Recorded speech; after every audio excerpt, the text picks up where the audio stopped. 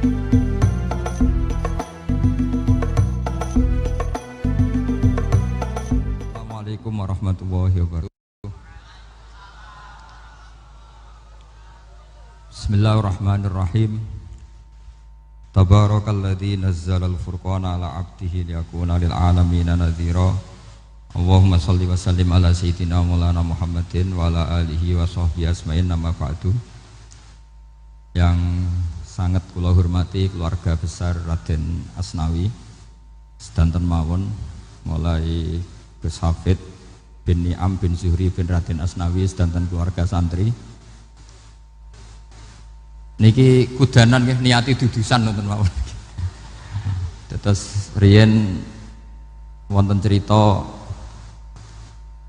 udan niku rahmat. Jadi nak sampean melayu saking udan berarti melayu saking napa? Rahmat.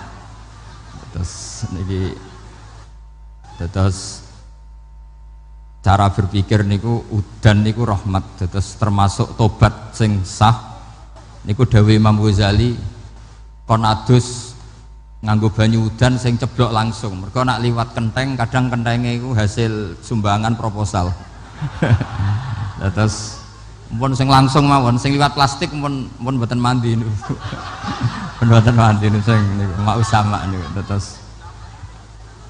Terus dulu di antara syarat tobat niku dawuh Imam Ghazali niku adus udan sing perawan, maksudnya sing asli ceblok saking pundi langit niku langsung sampean nombe.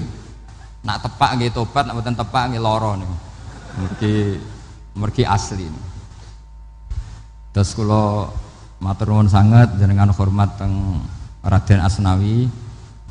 Beliau sekarang generasi keempat ya, wonten sing generasi ketiga. Nasab kula kepanggih Raden Asnawi teng Asnawi sepuh. Terus Mbah Raden Asnawi gadah bah namine Abdullah Husnen, terus Ibu Ayu Sofiah niku binti Asnawi sepuh. Kula buyut kula kandung damaran niku Hafsah binti Maksum bin Soleh bin Asnawi sepuh. Kenapa saya cerita zuriyah gitu? Terus satu peradaban, ini bahasa Indonesia mohon ya, kersane gaul. Satu peradaban itu yang bisa bangun itu zuriyah itu komunitas gen. Meskipun nanti komunitas gen itu bisa disadap atau dibajak oleh orang-orang yang tidak gen, jadi agak ilegal tapi itu sah. Karena sampean bisa misalnya kalah nasab sama saya, misalnya bilang nanti ketemu di Nabi Adam saja Gus gitu. Nanti pasti kita ketemu di siapa? Nabi Adam. Terus kedua, kekalahan nasab itu udah abadi, karena nanti setelah jenengan ditanya di kuburan, bapak kamu siapa? Itu disuruh jawab Nabi siapa?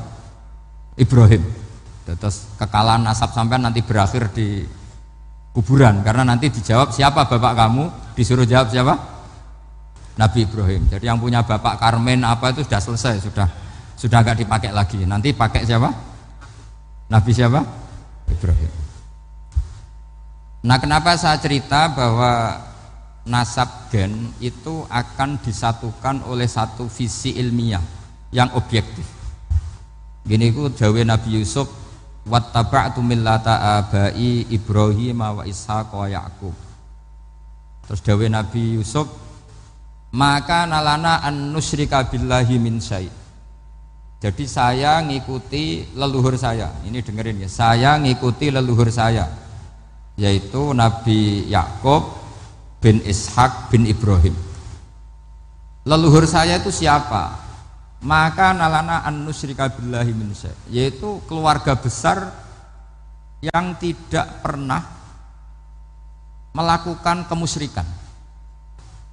Ya, keluarga besar kami punya tradisi tidak pernah melakukan kemusyrikan, dan bahkan itu dibahasakan tidak mungkin kita ini melakukan kemusyrikan. Maka nalana itu kira-kira kalau bahasa Indonesia itu kita ini tidak mungkin melakukan kemusyrikan.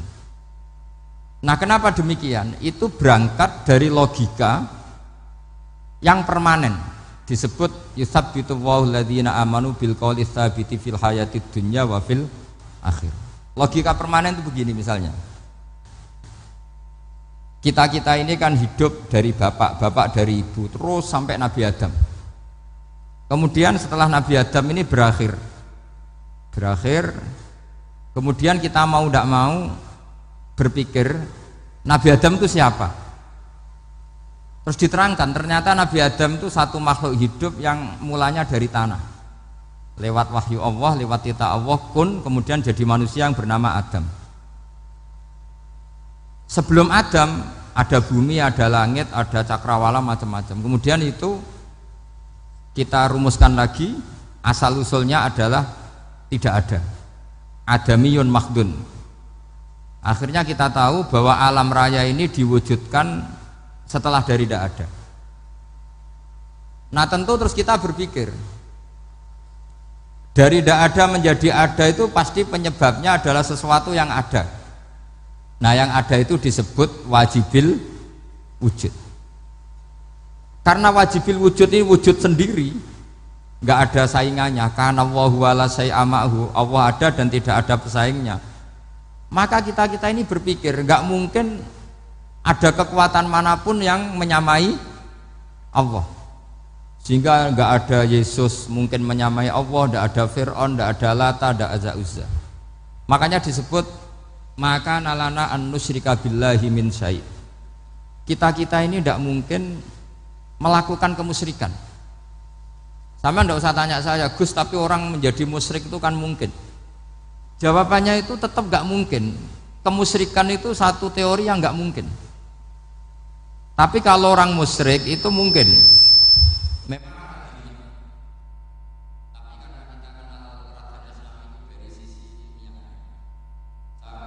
Kitab beliau, mungkin saya termasuk pernah cucu yang membawa kitab beliau banyak ke Korea. Saya itu beli pesolatan tuh bukan 1-2 sampai 2 kerdus 3 kerdus. Itu mulai dulu, mulai saya ngiai sampai sekarang tak bawa ke Sragen, ke Solo 3, termasuk tak bawa ke Korea.